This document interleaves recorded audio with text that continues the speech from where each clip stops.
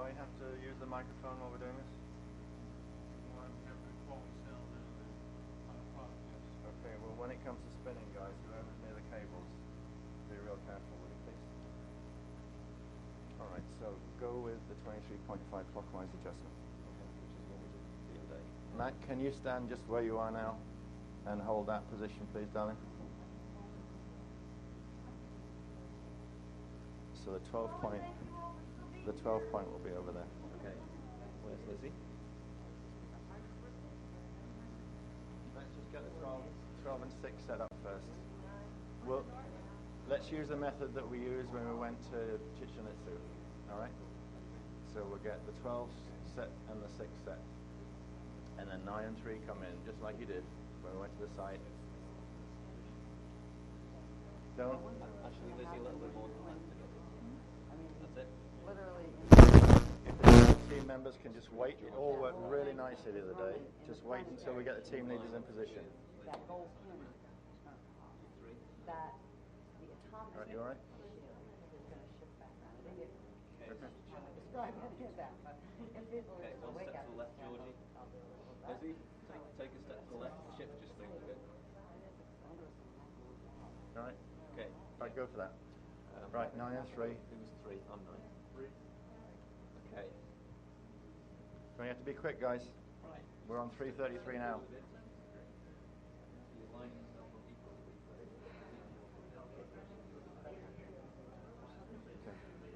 Okay.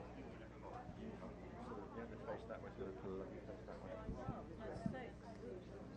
Like that, so make the thingy. Okay, the team leaders in position. Come on, we're getting late. The team leaders all in position. All right. Lizzie, come back this way a bit to line up the middle here. Okay. Right, all the team leaders in position. Prentice? We're ready? Okay, will all of the members of the tribes step in then, and the sentinels surround all around the edges, just like we did at the site the other day. Okay, come on quickly. Yep. We all ready to go? Okay. All right.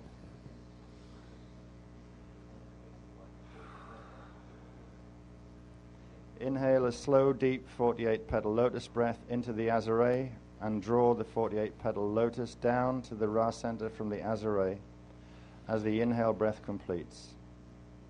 Hold the inhale at the Ra center for a moment with the lungs at full expansion. Exhale firmly on a single point downward axis using the breath to push the 48-petal lotus from the Ra center down to the Nadraki feet point. Hold at full exhale for a moment with the lotus at the Nadraki and call to mind the 7 Kara Biveka crystals stored in the Nadraki. Hold. Now inhale gently into the Nadraki, using the inhale to draw the cluster of 7 Kara crystals into the center point of the 48-petal lotus at the Nadraki, and then exhale gently into the Nadraki, keeping the lotus with the Kara crystal cluster center at the Nadraki.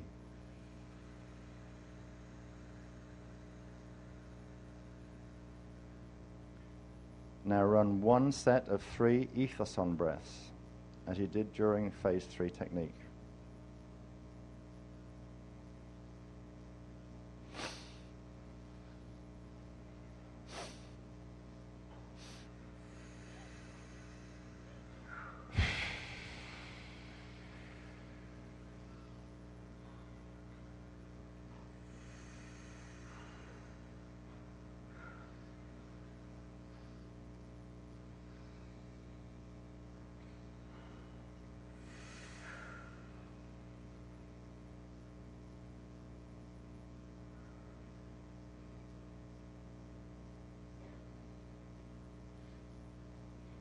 Notice as you're pausing on the last exhale of the ethoson 3 cycle that the Kara 7 crystal cluster in the Nadraki begins to shimmer and glow with a pale silvery aquamarine D13.5 lotus light, and a vibration wave begins to emerge through the Nadraki and into both feet.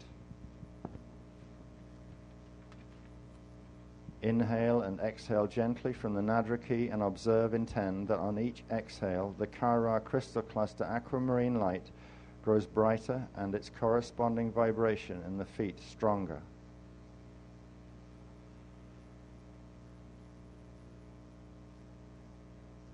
Inhale at the Nadra key, using the inhale breath to contract the 7 Kara crystals in the cluster together into one Kara Biveka crystal in the Nadra key.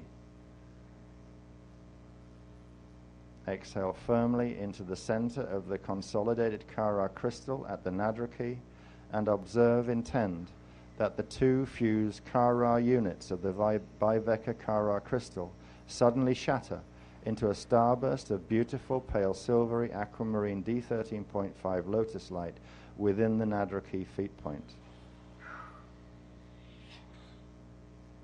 Inhale again at the Nadra key, using the inhale to draw the aquamarine lotus starburst into a singular point of radiant aquamarine light in the Nadra key, and observe, intend, as the lotus starburst of light now solidifies into a small, beautiful, singular aquamarine lotus crystal within the Nadra key. Exhale gently into the center of the D13.5 aquamarine lotus crystal in the Nadra key.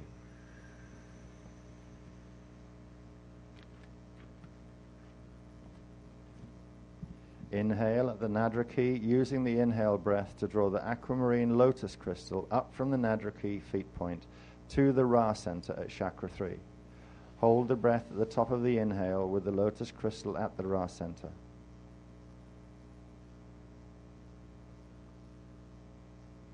Exhale gently from the Ra center, using the breath to push the aquamarine lotus crystal from chakra 3 Ra center to chakra 2 Ka center. Hold the breath a moment at the bottom of the exhale with the lotus crystal at the Ka center, chakra 2.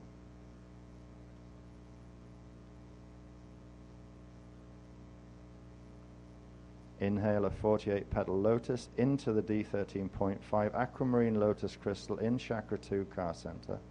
Hold the inhale a moment at chakra 2 Ka center.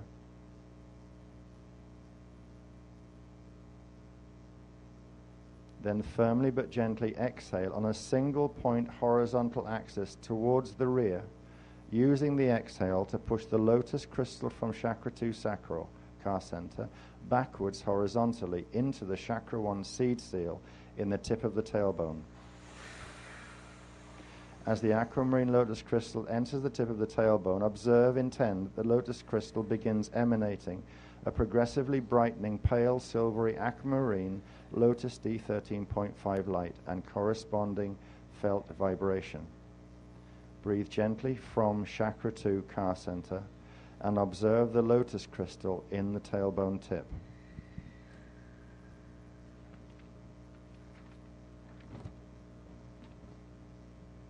Continue gentle Ka center breathing as the lotus crystal in the tailbone flashes into a beautiful pale silvery aquamarine starburst. Observe as this starburst flash of D13.5 lotus light occurs in the tailbone tip. A set of 24 corresponding aquamarine lotus starbursts flash on, one in each of the 24 PCM lotus points, and sense a corresponding vibration emerge in all 24 lotus points, then spreading into the central vertical current and pillar of power.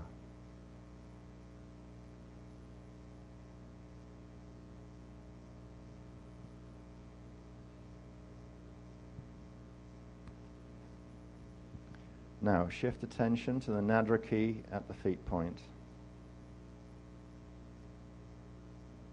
Inhale deeply from the Nadra key, using the inhale to draw pale silvery aquamarine lotus light simultaneously from all 24 lotus points into the central pillar of power and down into the Nadra key at the top of the inhale.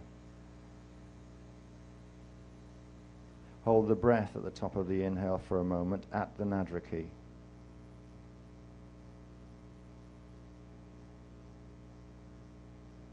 In one forceful exhale at the Nadra key, push a starburst of pale silvery aquamarine lotus light out from the center of the Nadra key.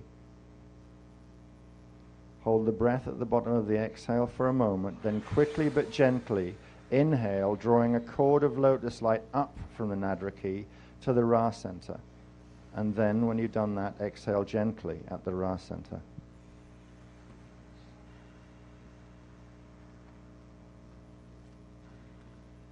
Now just breathe normally from the Ra center for a moment, using each exhale breath to push rays of aquamarine lotus light outward around the entire body from the Ra center. Observe that on each inhale, keep going, observe that on each inhale, the lotus light in the Ra center, Nadra key, pillar of power, and all lotus points intensifies and brightens.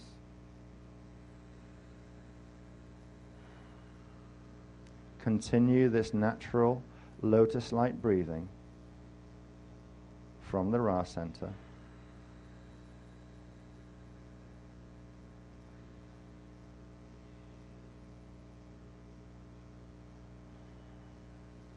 Use each exhale to push rays of aquamarine lotus light outward around the entire body from the Ra center. Observe that on each inhale, the lotus light in the Ra center, Nadra key, pillar of power, and all lotus points intensifies and brightens.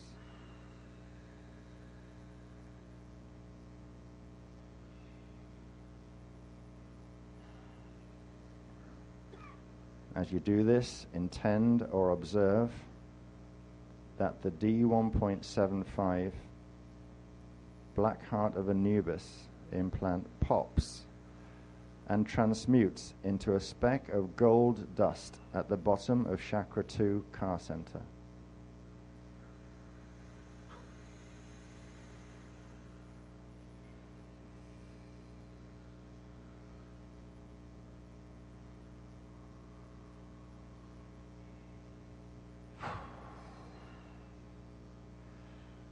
Next, intend or observe as a dense gold metallic pin that extends from the knee point to the center of Chakra 4 emerges and rapidly de-densifies and transmutes in the D13.5 lotus light.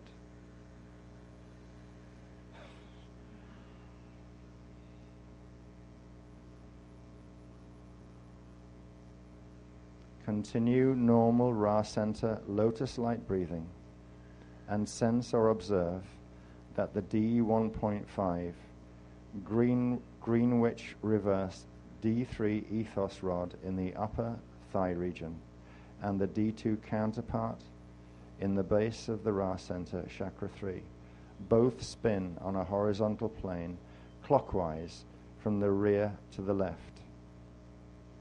resuming the natural 3 east-left, 9 west-right shield position of the ethos rod.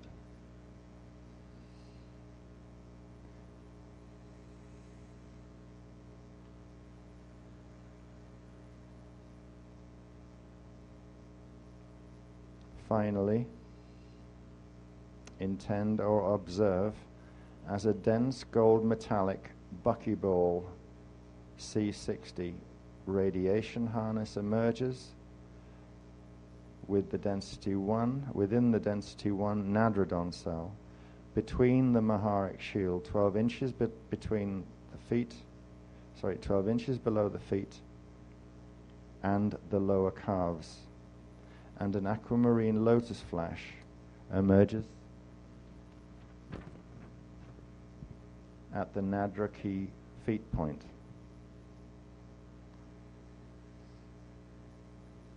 Intend or observe as the C60 Nadradon cell radiation matrix harness de-densifies and disappears within the Nadradon cell.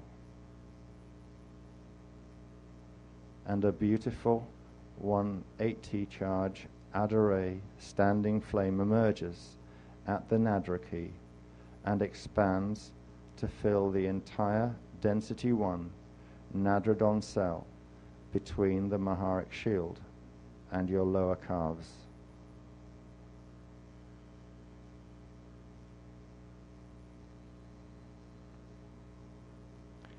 Inhale a deep, slow breath into the Nadraki. Hold this breath at the top.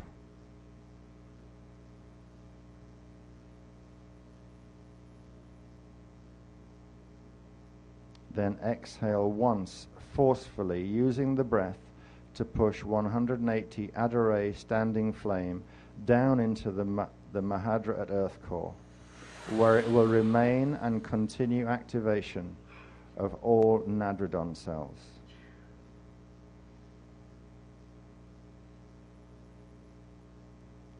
Breathe now and forever from the Mahadra Adare flame to enter the perpetual cycle of atoms regeneration through Taliya Nadra breathing.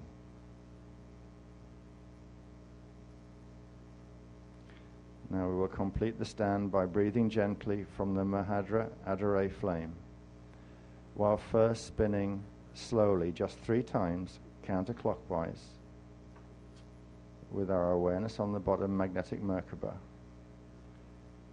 And in your own time follow it with 3 clockwise rotations of the top electrical Merkaba while toning your individual tribe's name. Sentinels, please use tribe 13. Everyone else use their tribe names. So try and work as a tribe. On 3, we'll start the rotation 3 times, first clockwise, working with the bottom Merkaba, then counterclockwise, yes, with the bottom magnetic Merkaba, then just stop and reverse the direction and then move into the clockwise rotation, working with the top, toning the 12 tribes' names. Okay? 1, 2, 3.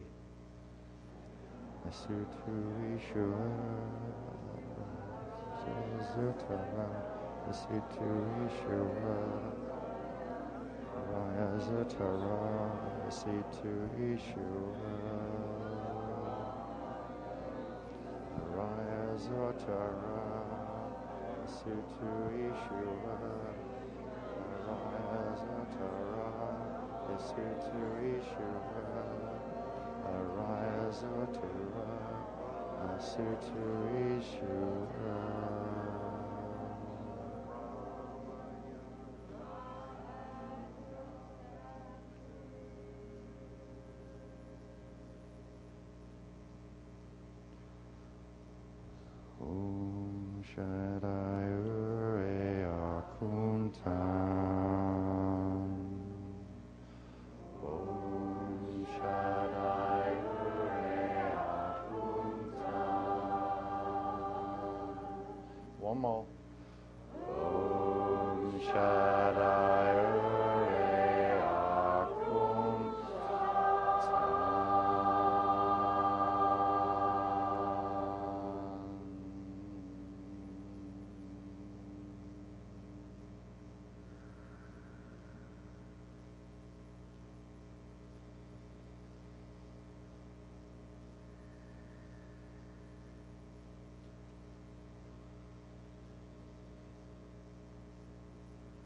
Ta Asia inter doi.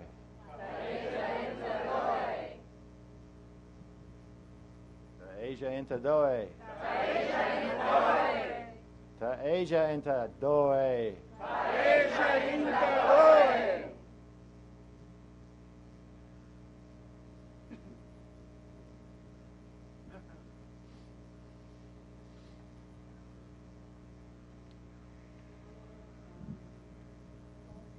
Soul song.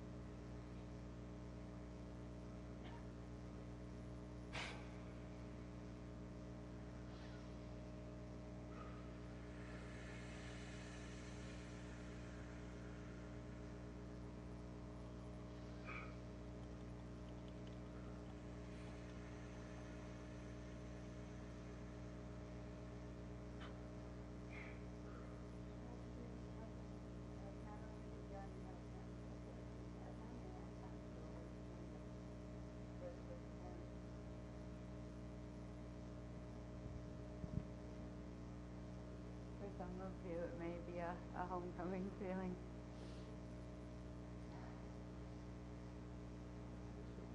No.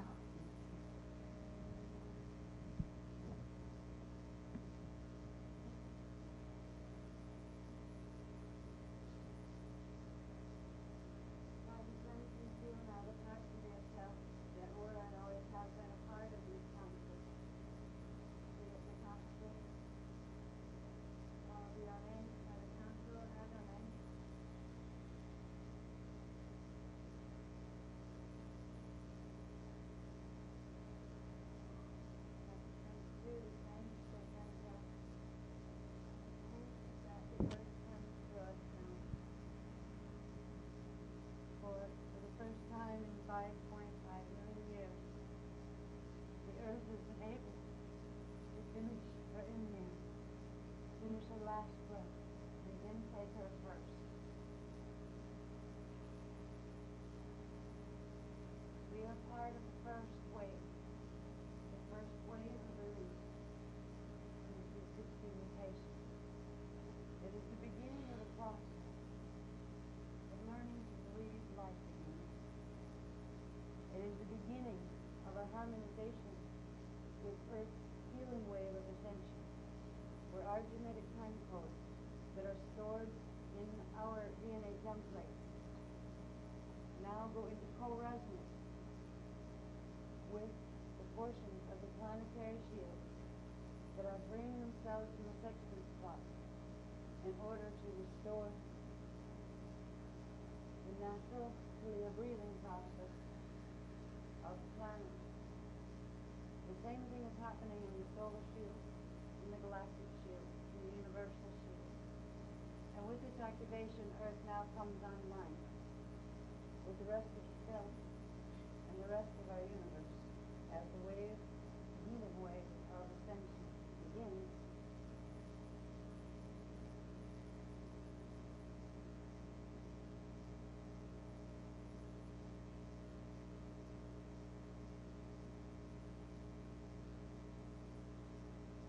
Temple sites that we have activated during this journey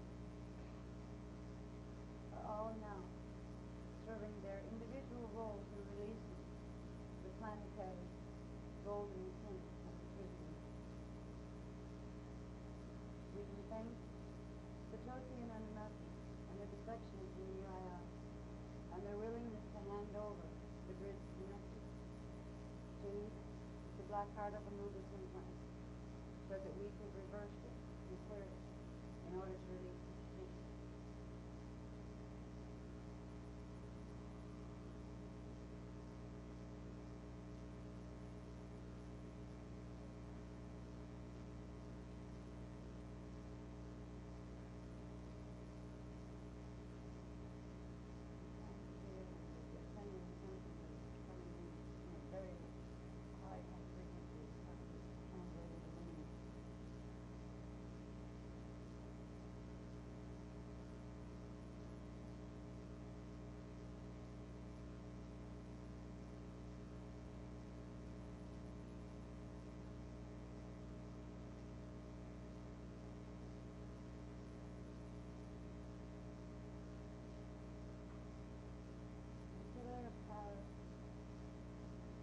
Runs through the earth core and connects with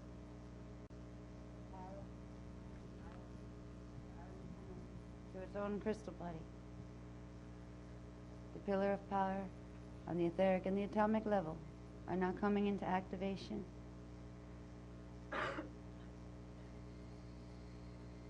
This will begin a progressive series of up-step time waves, which will progressively activate the next series of cells. We will speak of those once we sit down for a minute or two. We could go on with theory for about 6 hours. We won't do that to you at this hour of the morning.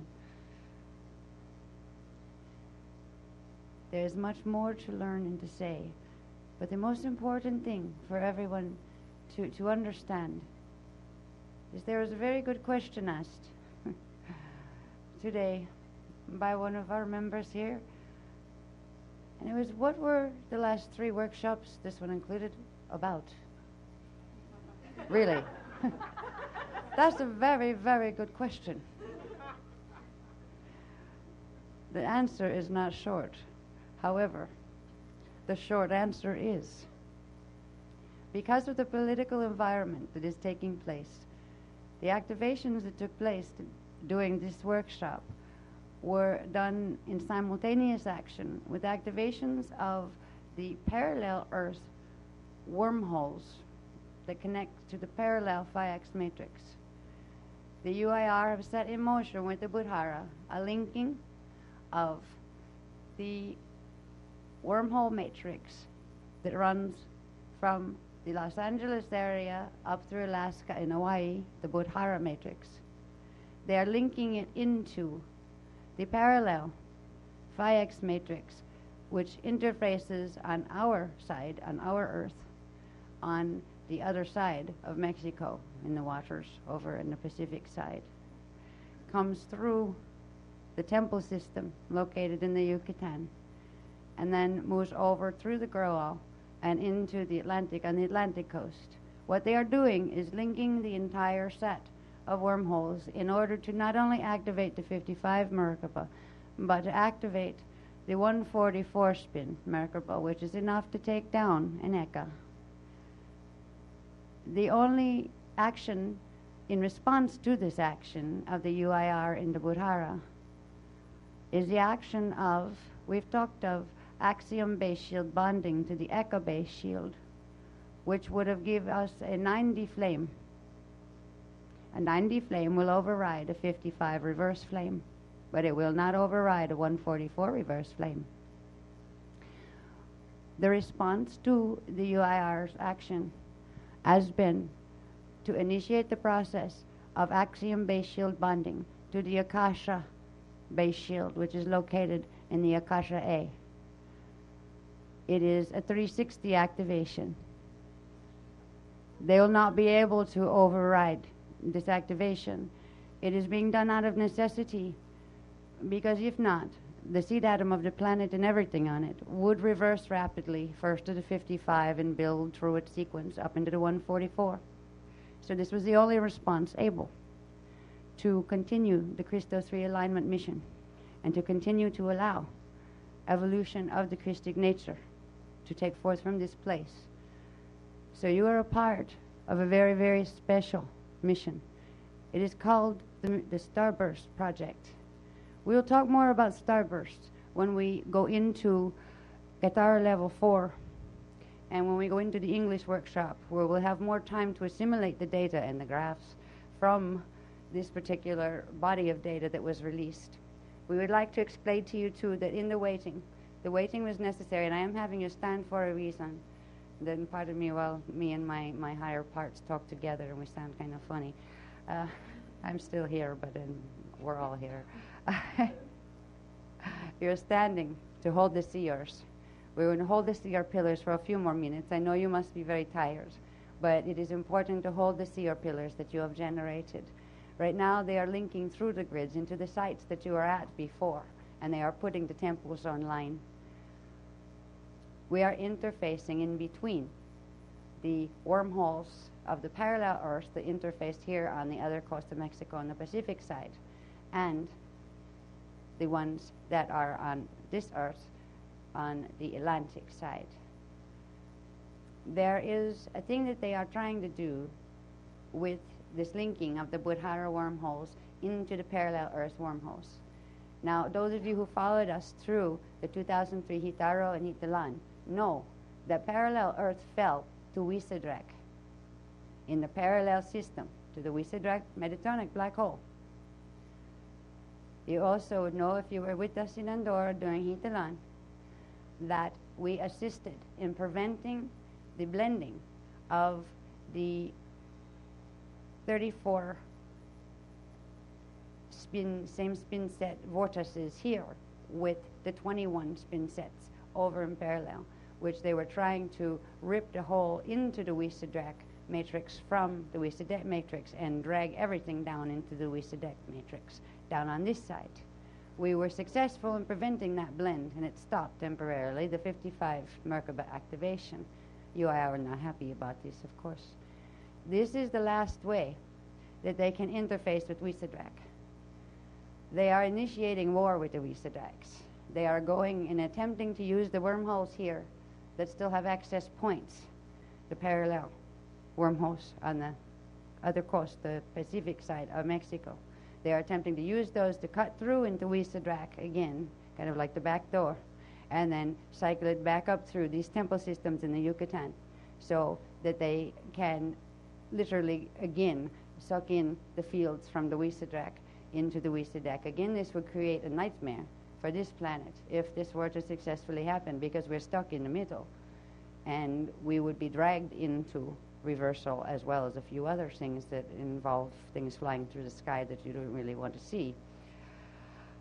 The activations that you've taken part of today have not been an act of aggression nor even resistance to the UIR. They have been an act of necessity to anything that calls itself Christic on this planet or anywhere else. And they have also assisted the Wisadraks, because the Wisadraks do not want this fight. They want their own to go home. They made their mistakes. They realized they wish they didn't go Metatronic. They did. It's too late to fix this. But they'd like to stay where they are for as long as they have to be. They would like to be left alone.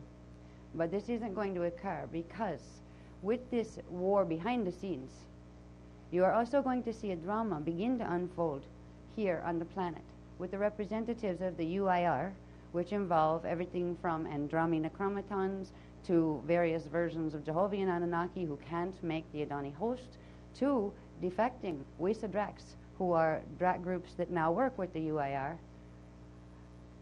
moving their political forces against the Wisadraks of the other side.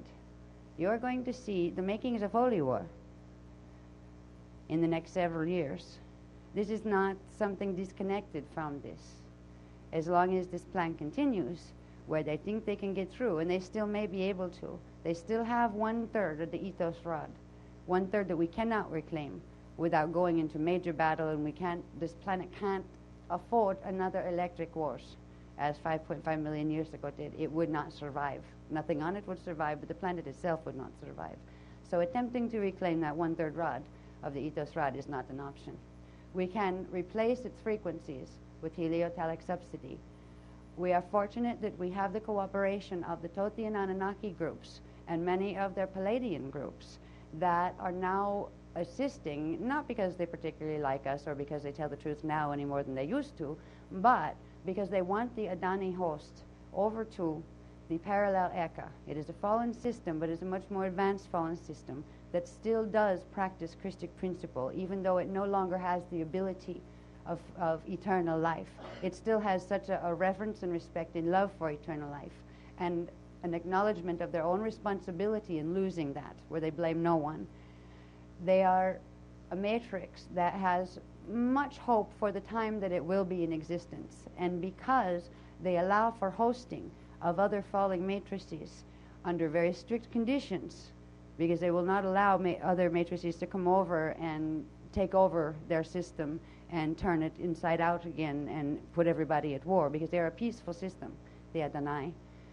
The Ethiopians accepted the Adonai host, and because of this, we have been able to combine their 1/3 reverse rod. They've let us turn it back around to the degree it could be, to blend it with our 1/3 rod, ethos rod, that always stayed in its natural position but stuck down below. And that allowed it to have enough frequency to rise where we can begin the breathing process. So we're going to see some interesting things on this planet. Right now, the UIR are not directing most of their aggression or annoyance at us. They're directing them at two groups. One are the Wisadraks, because they do want control of the Wisadrak grids, because the more grids of theirs they can get, the more they can poke holes in the caps on those parallel wormholes. And 1/3 of those we cannot protect, because they're completely keyed to that 1/3 ethos rod that we can't touch. So when you begin to see particularly issues come up in a greater way between Muslim and Christian, you will see Jewish and Christian on one side, and you will see Muslim on another side. And this has to do with primary race affiliations soul group affiliations. There's divisions in all of them where there's crossovers, and there's indigos scattered through all of them as well. But the primary division you will see primarily the Muslim groups that appear to be being attacked will actually be the Wisadrak groups that are trying to protect themselves. There will be another group, and these will be the militant ones. They are not Wisadrak, they are UIR Muslims, and they will look like they are defending the Muslim cause, but they are not. What they are actually doing is abusing the Muslim sentiment and attempting to rally it and its emotional energy to allow the UIR to take over the Muslim grids. So it's going to be very confusing to figure out who is who in this drama. You're going to see Palestinians and Jews and Muslims of various different kinds in all sorts of issues, and you're going to see America smack in the middle of them, and you're going to see the European Union in some very interesting predicaments among itself as it realigns itself with which agenda is it going to follow. Now, the political events do not need to be your primary concern, because they will go with or without you. They're going to do what they're going to do, and you're not going to stop that. If things go well, we will be able to assist in blocking the wormhole connection enough where they will have to settle for somewhere between a 55 and just probably they would be able to go up to about a 134 activation of the Merkaba. That's 10 short of the 144. That they will not be able to pull Wisadrak in. If they get to the point where they cannot, they will drop the holy war issue, because it won't matter anymore if they can get Wisadrak grids. So we're going to, when you watch the events in the next number of years, months, years, realize that this trauma is behind it, and realize that you have been a part of the healing, and that where the things can be done to bring the best peace and the best solution for everyone, because we don't work just for one group, we work for the best of all beings everywhere with genuine love in our hearts. Realize you're part of that. And there are more steps that are going to come that are activating progressively more, because our pillars are just beginning the activation of the 180 flame. The next will be the other 180, and then the blending of them to the 360 on what's called a bipolar charge, which means they are polarized too. And the next final phase will be the 360 but on a tripolar charge, which it's a bit of the difference you could compare to an alternating current where 180 can run and then another 180 can run, but you can't run the two together, 360, and then a direct current where you can blend the two together to run the 360. This is beginning the process of bonding not only the planet here and the systems here in this Veka into its own Eka, but of taking the Eka and its twin and bonding their axiom grids into the Akasha base shield, so neither of them are pulled down into fall. It is really a great time, because these activations are very, very intense. They would not have been necessary if it weren't for this attempted linking of the wormholes. So in every dark cloud, there can be a silver lining if you know how to look for it and where to look for it. We're part of that silver lining. Silver and a few other lovely heliotelic frequencies. So I will not keep you on your feet now much longer, just for a second or two, and it will be fine to leave, and your pillars will hold. Your pillars will communicate with the ocean here. They will stay here for a while. They're going to be sending information directly. They're like little beacons that will stay. You can connect with them to actually find out more, to begin reading the planetary shields, to get a feel on what is needed or what your particular guardian contract might be, those kind of things, by just aiming for the pillars you set in this period, because this is the first time the ethos has been brought in. The ethos is now turned on. Now we can breathe from the Notre Dame. We can breathe from the Notre Dame and pull the pillar up and down. And every time it goes up and down, it sparks. And the more sparks are generated in the inner pillar of power, the more your seed atom gets spark pulses, And the spark pulses allow the seed atom to spin faster, which allows the Merkabahs to spin faster, which allows the Shona field reversals to transmute faster. It's all a process. The physical exercise will come into it, but the first thing and the most important, and that's why we had to focus on this now, was getting the flames running and get the pillar going. Because exercise without that will not keep your flame activated fast enough and high enough with the planetary grids to override how fast the UIR are activating the reversed Metatronic grids. Now you have the ability to keep up with the time wave on the planet, where you'll begin the automatic cycling of raising frequency and seed atom spin in harmonization with the planetary grids that are going into the ascension path. This is a great opportunity for many people that otherwise were very, very borderline as far as their shields and their fields because of their very long history of karma and what might have happened to their shields in those periods because of decisions they've made. This gives an opportunity, and it also gives an opportunity for the opening of the Trinity gates, which are a set of interface gates that will link through the Ark of the Covenant gates, and these are base 3 gates, which means anything with a base 3 gene code will be able to move through them into host so that they can also do the Akasha-based shield bonding, so that they too can develop progressive immunity to the frequencies of the 55 and higher Metatronic waves that will be coming through. So it is really a great time, and we would like to thank you, all of us from above and below and outside and inside and all sorts of places. We'd like to thank you for being with us and for your patience. We'd like to say one more thing about the magnetic tail on the poison apple fields around your planet. Sometimes you might wonder, why? Is it always at bizarre hours of the nights or day or morning or whatever you want to call it when I should be asleep that these activations are taking place? Well, if you think about your planet and you think about the night side of the planet, the part that faces away from the sun where night is happening, if you think about the solar wind and your magnetosphere, the solar wind blows that poison apple, right? And on the side away from the sun, you have your magnetic tail, the magnetos tail, whatever you call it here. We call it something different, but it's the tail. That tail creates a cone as opposed to a bubble. On the day side, you've got a bubble. You've got a very strong, compacted, fortified net field. But on the night side, you have a cone that has some angles you can send in higher frequencies and poke holes in that net and get through those magnetic field distortions. So many of the activations will take place at night because of this until these fields begin to shift and clear. They're not going to clear overnight, or your planet would go rolling and rolling. It would roll very, very quickly all over the place on its axis, and nothing would be left sitting or standing on it, including trees. We have lots of rocks and space from it, perhaps, but that's not going to help anyone here. So you will have to put up with this sometimes, and if you don't like it, you can always buy the video, but it's much more,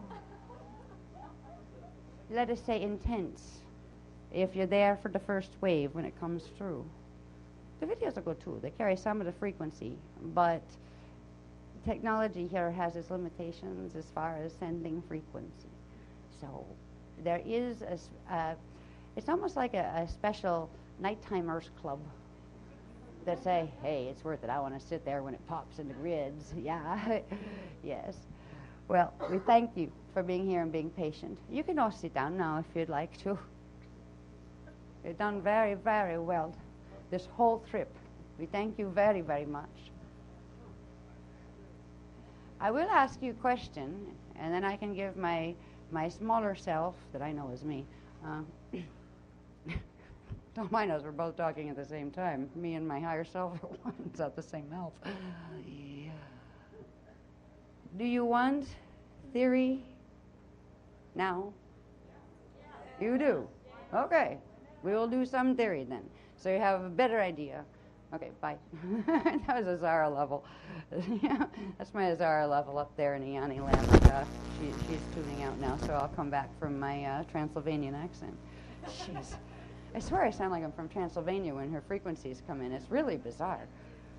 Yeah, but it feels so much more like me, you know? Okay, so you want theory. Okay. Yeah, it's kind of funny. A part of me was hoping you'd say, no, we're too tired for theory, simply because, as you probably know, when I do theory, I prefer to show millions of graphs of things. Well, we've got what'll probably be not millions, but probably about 20 graphs squashed onto 2 at the moment. And I mean squashed. I'll show you this. Here, am I going to be in the way of this? How do you do this? There you go. I'm going to be in the way. Yeah, I have to move.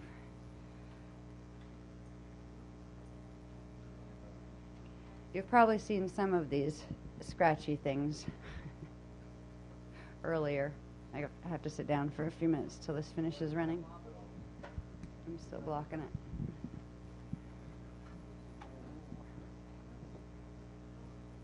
Let's try that. Okay, now, the reason we don't have these graphs, all this information, by the way, just came through today. And it started at 8:30 this morning. Actually, it started at about, I think it was about 1 o'clock last night. And I was up for about 2 to 2.5 hours, started some of it, and then they said, all right, that's enough. The next flow's coming in the morning. So I went to sleep, got up about 8, started at 8:30, and I've been going ever since, literally. So there was just tons of data, being brought down. And when the data comes like that, it's not just one line of linear. There's like sometimes 6, sometimes 12 different lines of data coming. Sometimes it's visual without any words, and the words come later. Sometimes it's 6 different levels of words that all have something to do with each other, but you have to figure out which was the first piece, which was the second, etc. It was the fun of this was compounded by the fact that the ship would not allow us to run transparencies on the photocopier. So I had one set of transparencies of things that I knew I was going to use, but I had no idea what the next level of charts or anything were going to be, so I didn't know what I was going to need. And I had no idea they were going to throw this much information in one day. Of us. Now, this is why the graphs are basically illegible until I dissect them. See, what these are going to become are a series of graphs that will contain bits, all of this information, but in levels, in layers, where you see how it relates to, other things. I wanted to show you this one because, can we bring it down a little, honey? Because it's basically showing you that the things you'll see a little bit more clearly on the other graphs that don't have the embedded Cathara grids showing are all built on the positions of things in relation to the embedded Cathara grids. All right, so when you see some of these centers and where rods are and centers of things are, you'll see that knowing that those positions were found by positions of things on the embedded Cathara grids in relation to each one of those. We basically have what are called the Nadra cells and the Nadra seals. These, in relation to a Cathara grid, any Cathara grid, and all of the embedded Cathara grids, come in at the 1.5 to 0.5 levels. These are the Nadra cells, and the center point of those would be the K1 signet. Okay, so it's in the K1 signet that, Cathara Center 1, that you will find the center seal. Now, you have that on the big density level one. You have it on the D3. This is just density 1, right? Remember, there's 4 densities, each with 3 dimensions. You need a paper the size of a wall to try to show what that, what that looks like. But this would be the density one. This would be the D3 level. This would be the D2 level. And then here's the D1 level. So in all of these, you would have at that position between 1.5 and 0.5 with its center point in Signet 1, Cathara Center 1, you would have a Nadra cell. Okay?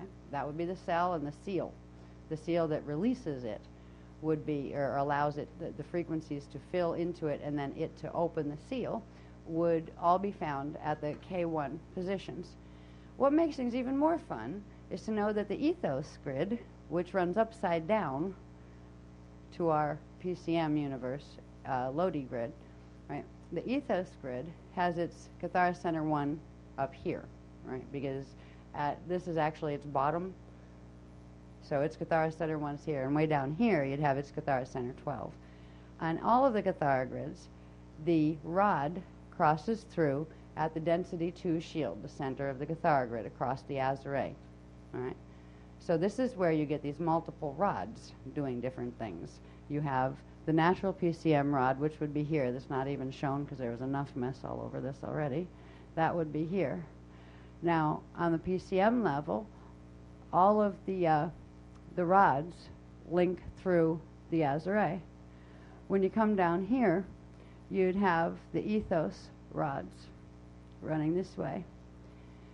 It gets really confusing, and you need to play with 2 transparencies together and literally shift them up and down to see, okay, where is what when you align, say, ethos Cathara center 1 with density level, with density 1 level, with the density 1 level PCM Cathara center 1.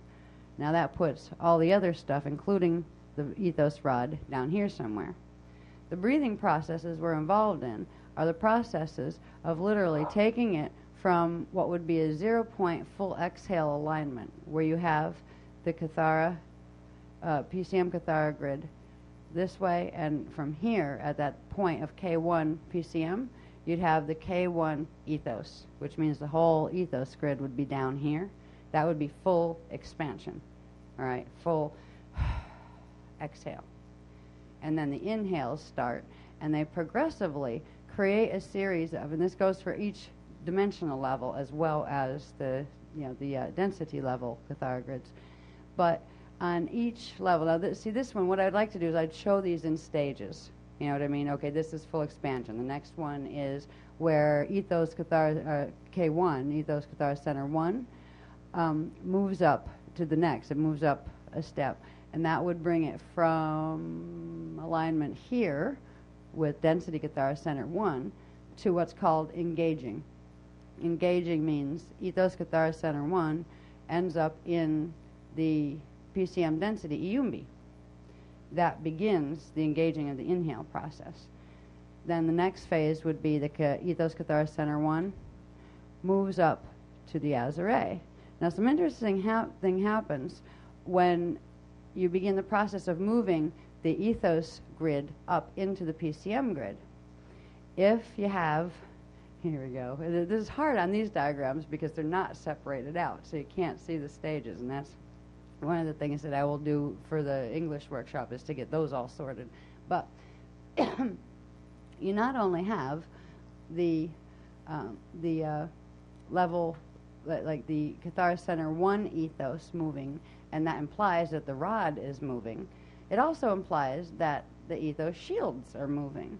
So if the ethos is upside down and you have ethos Cathara center 1 here, which would be its point, let's say in its full expansion position, which isn't drawn on here. This is a different position. This is the position it actually got locked in when the grids went down 5.5 million years ago. It was like halfway, half-mast. It was halfway up on the inhale. But if it was in its full extension position, begins its moving up, it means this would be the point. This part here, just like here, would be its density 1 shield. So the density 1 shield holds the Iyumbi point, right? So when this ethos 1 moves up, its Iyumbi point at some point crosses through first the PCM Iyumbi point. And the 2 Iyumbi flames, ethos flames, spark. That's where you get your first spark. On the next spark point, and this is after engaging. First it engages, and you have ethos K center 1 hitting the Iyumbi in the PCM. Then when the K1 ethos center hits the Azure, that brings the density 1 ethos shield Iyumbi into alignment with the Iyumbi. That's when you get your first spark. The next one up would be your K center 1 ethos would go up to the Rajna level, density 3 shield of the PCM, and that would bring the Iyumbi of the ethos up into alignment with the Azure flame. So you would get another spark there. Then there's the wacky stuff that happens that once those 2 sparks build together, they form a 90 subharmonic charge, and it actually makes, and at this point, of course, your rod is moving too, right? Like with each, if the if the tip moves, the shields move and the rod moves with it. So at that point is when you'd have the rod would be at the Iyumbi, and the rod, this rod would be at the Iyumbi. This rod would be there, and then the sparks make a jump, literally spark the seed atom and create a jump in the grid where the ethos grid and the PCM grid come into full alignment, where the rods completely match up, and that leads to the next very rapid exhale, where the ethos comes back down again. Now there are cycles, and I don't know, was the paperwork done yet? Did they get any of that yet? Do you know? Okay, they got the handout tonight. Okay, now the little bit of typeset stuff that's actually functional, and we didn't have time to proof for typos or anything like that, and it's possible because my writing was like hieroglyphics, and I can't believe how he translates it. I can't even read it the second time around. But we have to, go through that. I have to make sure I didn't make any, mistakes, because when you're writing that fast, it's easy to make mistakes. So I wanted you to have them so you had some visual reference, and so you just had an idea. All right, so it's like, keep it as something like this, right? With room for if there's any corrections needed once we fine-tune the paperwork, they will be applied. But it's that part, that's typeset, is pretty accurate. What that shows you is not the techniques, all right? We didn't have time to typeset the techniques because these are the last things that we got, and boy, were they long. But yeah, and they said you don't need to run them for at least 2 weeks. Actually, they said 24 days. You wouldn't, it's not good to run them again because you have to let these activations do their cycling in the system before you attempt to amplify them. There will be a follow-up set of things you can do, some version of some of these. I don't even know how they're going to combine them as an amplification series once you've had the activation. And these will be typeset as far as bringing them into the the package for anybody who wants to get the package from this workshop or whatever. So they will be included, but they're not now. So don't get confused trying to follow the steps that are described as things that happen during each of these activations that are on those papers. They're just there to give you an idea.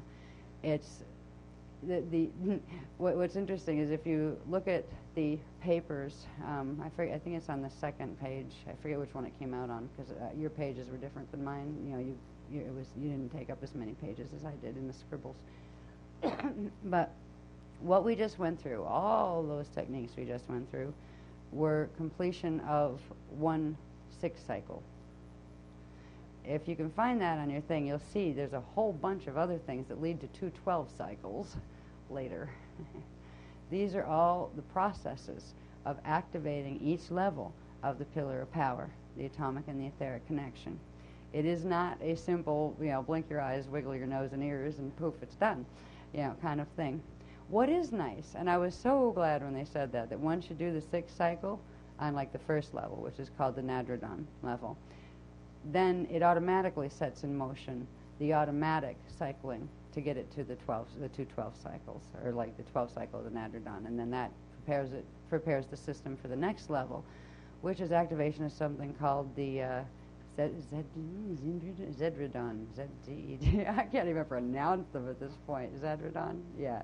Zendradon. It has an N. Yeah, Zendradon. When we started out this morning, I knew about the Nadradon. I had no idea about the Zendradon, or the Cathradon, or the Ethradon. These are all cells, too, in the etheric body system. Their etheric atomic interface.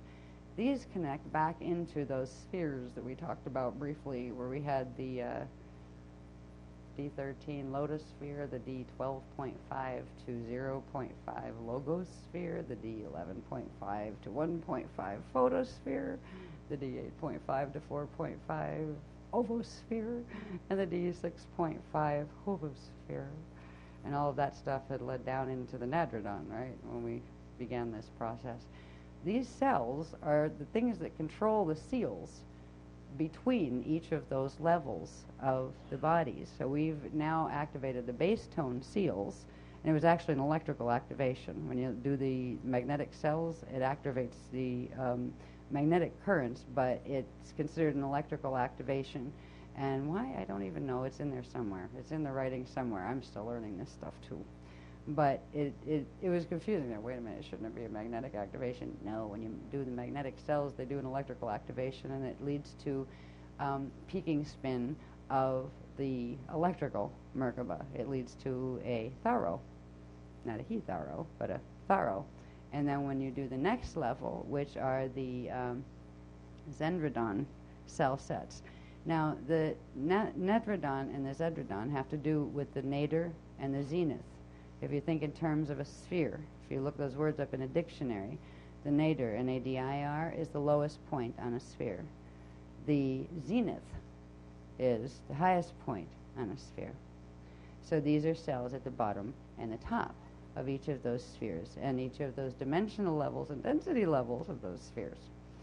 Then the Kethradons, the Kethradon cells, which are the ones that run between 8.5 and 4.5 on any of the Katharas. When you see a Kathara grid, the 0.5s would be, basically if you have a Kathara grid,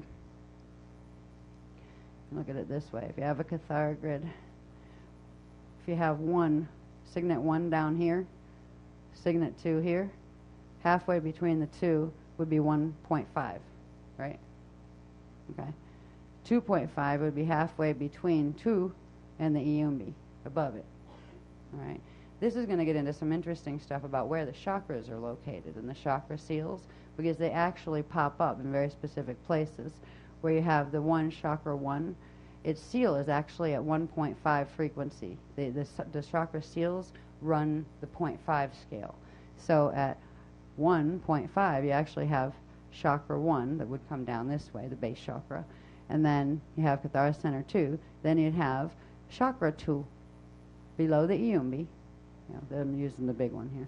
Below the Iumbi, you'd have chakra 2 seed seal there at 2.5. Then up here, above the Iumbi, you'd have the 3.5 point where chakra 3 would be. Then you'd have Kathara Center 5. And then above that, you would think you'd have chakra 4, and you do. The next one gets really confusing, where the next thing you would think was, oh, okay, so the next one after you cross over the Azure, you'd have chakra 5 up there, right? No, this is where it gets all twisted, because you have the octave shield that runs at an angle through the head this way, where you have chakra 8, chakra 8 and chakra 9 running diagonally through. And what it comes out to be is you would have, you'd have your Azure, then you'd have chakra seed seal for 8 there, and that's why the 8 comes out down here below chakra 5. Then you'd have Kathara Center 8, and then above that you would have chakra 5 seed seal. And these are all run the 0.5. Chakra 5 seed seal is still considered at the 5.5 scale, because that's the frequencies that the seals are holding, regardless of what position they look like. But pretty much they're pretty consistent. So we're going to get into that kind of thing when we get into more into the Kathara level 4 on the personal healing level. But anyway, when we get into moving these pillars up and down and understanding these cells, this begins to show you where which set of cells are. And I have a better diagram that doesn't have all the convolution of the Kathara grids, but the cell locations are found through these embedded Kathara grids. Because what you do is you follow, okay, if the Nadradons are between 0.5 and 1.5 with their center seal in Kathara Center 1, that applies to all of those Kathara grids. So you can find where those Nadradon cells are. If the next set, the Zendradon, or the top cells, the top seal cells, run between the 11.5 and 12.5, you would be able to find those between 11.5 and 12.5 on a Kathara grid, and their center seal would be in Kathara Center 12. So you can find these things, by understanding their relationship, their basic relationship to a Kathara grid, be it a dimensional one or a density one or the universal ones. The Kethradon cells are the ones between 8.5 and 4.5, and they end up in the center. Okay, if you have 8 here, I'm using the big ones again, the big density grid. If you have Kathara Center 8 there and Kathara Center 5 there, 8.5 would be up half a point to there, and 4.5, here would be 5, 4.5 would be half a point down. So that would show you where the, that would be the density level Cathodon cell. And again, they'd go on the dimensional levels all the way down as well. So there are these cells, that, and then there's a specific set or sequence of activation, where first you have the nadradons activate, then you have the zendradons activate, the top ones, first the bottom, then the top, and that begins to open the frequencies of the 12.5 to 0.5 logosphere, and the D11.5 to 1.5 photosphere. So it begins running those frequencies as those capsules open and the radius lines turn on. If we can remember back a little bit, and again, all these diagrams are going to be presented in more functional order. You do have, I think, a copy of this one where it shows the different levels of lotus points, where you have the 96 of them, all those sets of 24. You have the lotus points, the inner column ones, 24 there. Then you have a set of 24 that are low T points. And then you have a set of going further out in the field of 24 low tum points. And then a set further out at the border of the echolota, you have the 24 low ta points. So all these points link together with lines of frequency that connect between them. When we activate, begin the activations of the nadradons and the zendradons, we begin activation of specific levels of the radius lines that connect those lotus points. So we begin to bring the frequencies associated with those levels of the field into the central atomic etheric column, where they can begin to circulate through from the etheric into the atomic structure. So it's a progressive turning on of the radius lines and lotus points all the way out in the field. And that's done by progressively opening these seals of the, what they call collectively, the radon cells. So these collectively are the radon cells.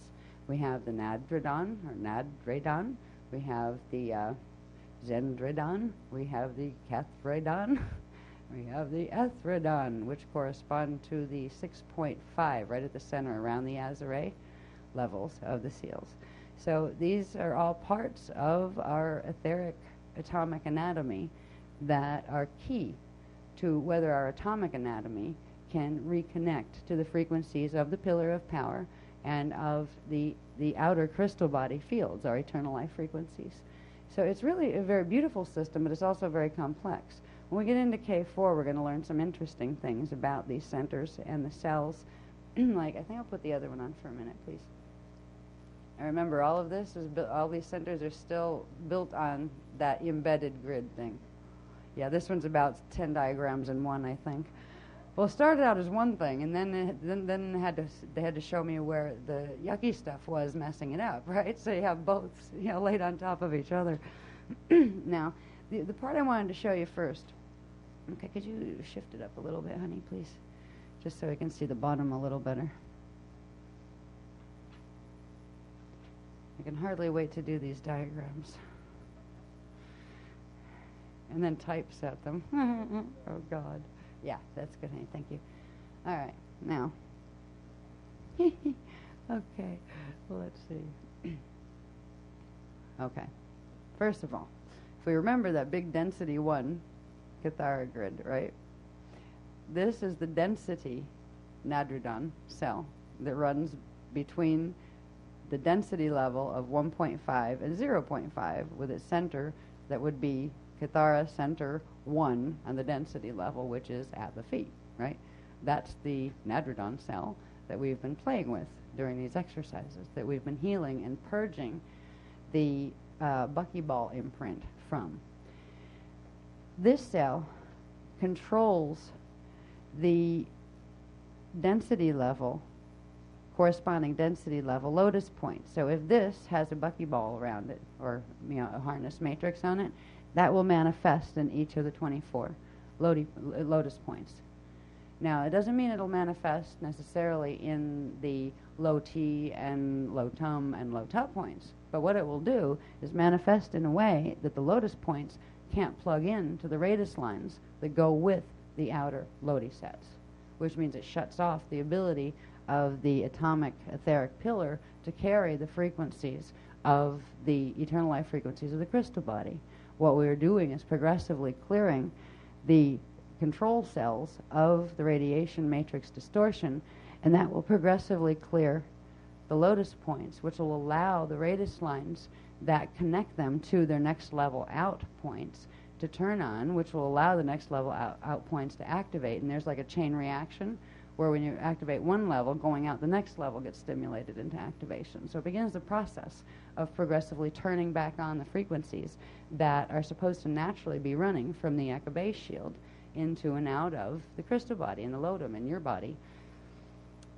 What's interesting too about each of these cells is they each create a sheath of frequency within the central column of the pillar of power. So if you look at just the horizontal, the vertical part of this down here, and this again is just showing you one density level. You have the density 1 pillar, which would be from here to here, and that width is determined by the width of that Cathara grid, that density 1 Cathara grid. Now the density, the D3 Cathara grid inside of it was this wide.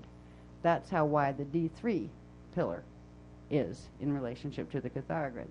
The D2 pillar was this wide, the D1 pillar this wide, and the center is the D13 pillar. The central, it's actually D13, 14, and 15 currents running, the Kirashe and the Kundare running down the center at the very heart of your central vertical column. So when you look at just the density and then D1, D2, density, D3, D2, and D1 aspects of your pillar. Remember, this would be your density 1 Maharic pillar. All right. Now, if you look at that and down and through here, these levels where I have all sorts of funny little dotted lines, red lines, broken lines, all these things, these are very specific. This is going to be fun to actually do it in a way where you can see what it's saying.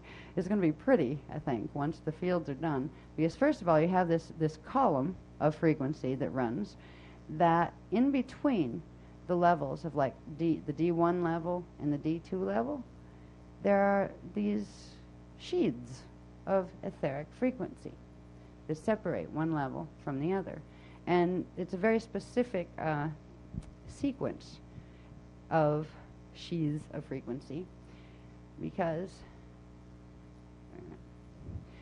you can look over here, the Nadradon cells at 0.5 to 1.5, okay, would create on each dimensional level and each density level, they would create this solid red line, okay? So that would be 0.5 to 1.5. Then out from that, you'd have the, what are they called? The E ones, the ethridon. The ethridon cells that run at the 6.5 level would be the next ones that you would see in that D1 column, the D1 6.5 subfrequency bands. So they would be these little black dots here. Then not too far away from those, there'd be a sheath that would be the D8.5, 4.5 sheath. And then beyond that, and that was from the Kethridon, so it would be the Kethridon sheath.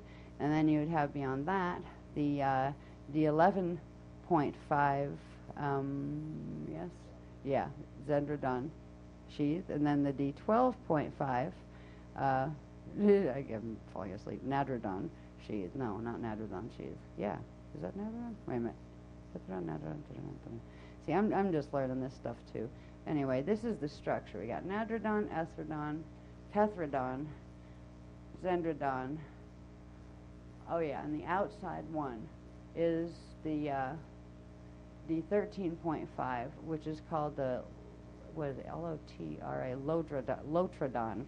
And that's the D1313 capsule. Okay, 13.5, 13.5 are where the seals are located.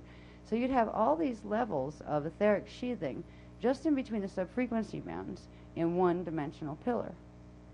These are very interesting because it's these particular etheric sheathings that when you activate the corresponding cells, they come down and they allow the frequencies from that level of the sheath, the pillar, to blend with the ones on either side of it. So progressively activating the cells progressively not only opens the larger bodies around the body through activating their top and bottom seals, but it also activates and allows to blend the frequencies of the D1, 2, 3, and then density pillar and on out all the way through, because you'd have 15 levels of this pillar going all the way out with the embedded cathargrids. The thing I found most fascinating, because there was a question I've had for ages, it's like, where do those things that certain people like Barbara Brennan see? What are they? Where do they fit? Because I know they do, and I know she's good at what she sees. I know she's very, very accurate at what she sees. As far as who she has interpret things for her in the great beyond, well, I won't go there. But I have a lot of respect for her work, and because I've seen those things too. And it's like, all right, what part of the anatomy are these? I know they're connected to the Hoover bodies, and they appear to be, some kind of blueprints. But we've learned about radial body, we've learned about general Hoover bodies. What are they? This is what they are. And it's going to be interesting to see how this all goes down. But you have the cells that create the sheaths within the pillars. And then if we remember the Yang flow, right, through the lotus points, it creates that natural, what's supposed to be that natural electromagnetic field around each level, on each dimensional level, on each density level. From the vertical pillar level, that Yang flow expands out for that particular dimensional or density level, a capsule of the frequencies that it is running, an etheric capsule. Now these etheric capsules are what Barbara Brennan is seeing, and inside the etheric capsules there are corresponding sets of lines that are the equivalents of axiotonal and meridian lines, but corresponding to that level. Now we're going to get to a point where we see the distortions in them, and because there are certain ones that aren't supposed to look like what they do look like right now, and that's because of the distortions in the field. But I found it very fascinating to this part of the new information, because it's showing where these cells that we're just learning about create these sheaths within the pillar that we knew we had the dimensional pillars and the density pillars before. We'd learned about the staff, basic staff currents and all of that. But to now understand that they have these etheric sheaths in between them, and that through the Yang flow, those sheaths project out part of their frequency. They'll keep their center column, but they will project out a capsule around them and series of line grids within them that actually carry the shape of the form on each dimensional level. And this is going to be an interesting part of the work. So I wanted you to see where this stuff with the cells is going.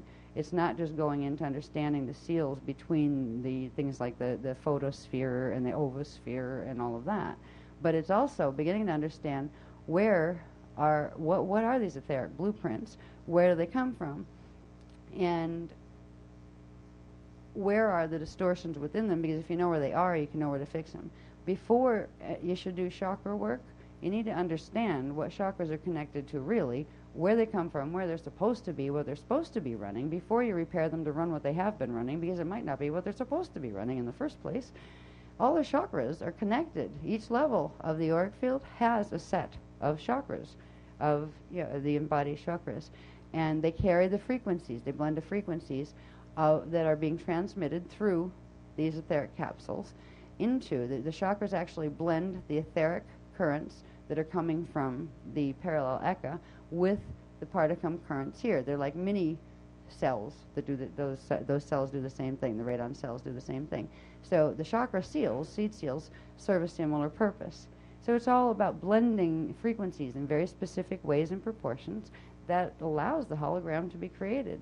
Nobody said it was simple. Nobody said, God had an IQ of 4 that required it to be really, really simple and, have 3 parts, and that's a trinity, and poof, that makes it happen. To the mind of Source, this is simple and beautiful, and it works. To the minds of us down here, it may be a little challenging, but it isn't once you look at it for a while, especially once we get the charts pulled out from being all squashed on top of each other, where you might be able to read them, which we will work on as soon as we get home, new batch of charts, to get all these straightened out. But at least this shows you this connection between the cells. These are just the nadrodon cells here. Could you pull it down a little, honey? Thank you. So we have the density nadrodon. You'd have the D3 nadrodon. Somewhere up in here, and if I could see it, you'd have the D2 nadrodon and the D1 nadrodon.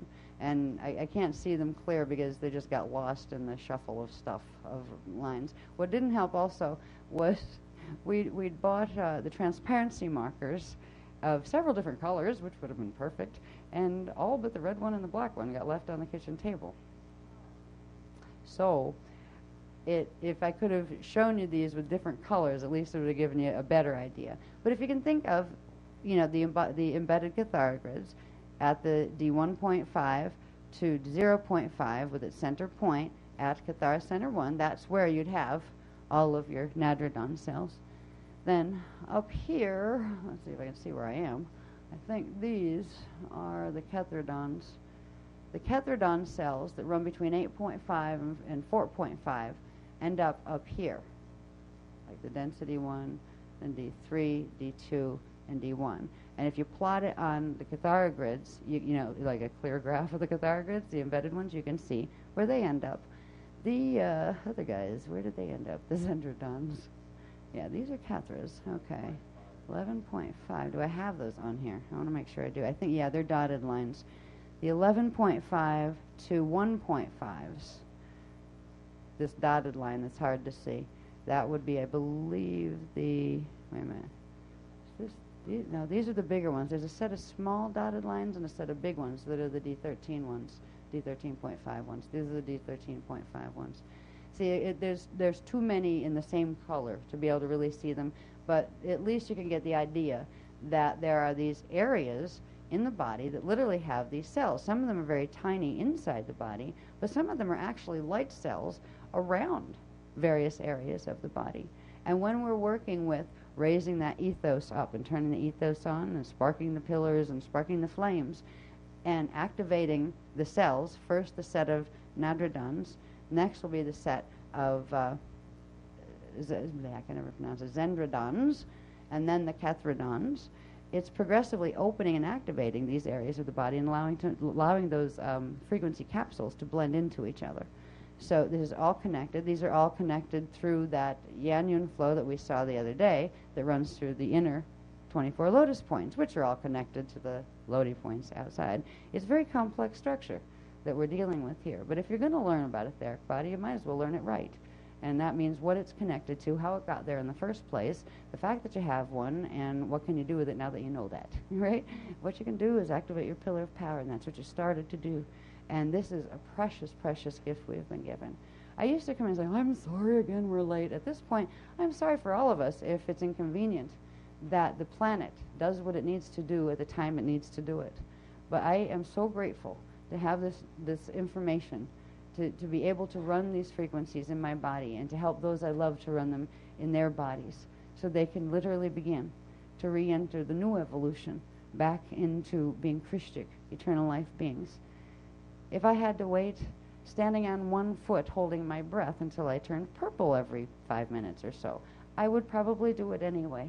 And I think that the people that can benefit most from these workshops are the people who feel a little bit of the same way about that. Well, it's not fun to wait. No, yeah, I'm tired. I would have liked to have been asleep 8 hours ago. Me too. You know? But look what we're getting back. Who are we to say, hey, Earth, get on with it, will you? I want to go to sleep. I'm tired. Or it's time for dinner. I want to go have a ciggy. You know? Good luck. You know? So I try to keep it in context. I still don't want anybody to be inconvenienced because of me or any of my workshops or any of us, except this isn't about me. I show up to translate stuff so we can all share it and participate in something the Earth is going through with or without us. The fact that we can is a gift. So anyway, all this stuff leads to things that are wrong right now because of the mutation, because the fact that these cells, and it's not just these cells, when we get into the set of work, or the workshop that's going to cover the Zendrodon activations, which I believe we're introducing in the England workshop, we'll find that it's not just the nadrodon cells that have been encoded with the buckyball distortion. It's also being carried in the Zendrodon cells and the Cathodon cells. And we can progressively clear it in the same type of way, not exactly the same process, but the same type of way that we've now cleared it in the Nadrodon cells. But you need to start with the Nadrodon. There's a specific sequence that these activations have to take place. So the next workshop in England is going to be about the Cathodons, and it'll probably it'll start with this stuff because most people except you guys haven't ever heard of any of this yet. We'll start with that and go into the Zendrodons. Yes, they're next. Zendrodons are next. Go into the Zendrodons, and it'll begin the Zendrodon activations and probably do the amplification of the Nadrodons. Then the workshop that's after that, and these are corresponding also with when these things activate in the planetary grids. We can't do the Zendrodon activations until that starts to happen in the planetary grids, which won't happen until the cycle of the Nadrodons gets to a certain level of frequency. We started it, set it in motion now. It's set in motion in the planet now. So once that starts, by October we can begin to do the Zendrodons. And by, I think it's between January and February, we'll be able to do the Cathodons. And that's going to be featured in the trip we're doing to India. And they're having us go to specific places because it has to do directly with the grids. That, there's certain things that need to be done in relation to that activation in those areas. So this is a process. It's not an easy turn it on, great, I got my light body in 3 days and now I'm a saint kind of thing. I mean, there are a few workshops out there that if you want to go Metatronic, they're offering that kind of thing, but it's nonsense. Light body is not a 3-step process. It is not a 4-step process. It is an understanding, a master's level understanding of what your parts are, how they work together, and the condition of the state of things as they are right now. And the state of things as they are right now is a bit tough down here, but it's not beyond hope or beyond healing. We're part of the healing. And part of that is sometimes staying up late and learning about stuff that it would be easy if it was just can I just take the red pill or the blue pill and hopefully one of them will work, like in the Matrix movie. But that's not what mastery is about. It's really funny because there's a lot of people say, oh, well, Dali Sai Baba, whatever, whoever his name is. And I'm not just saying Sai Baba because I have respect for him in certain ways. In fact, I knew him once upon a time in a different life.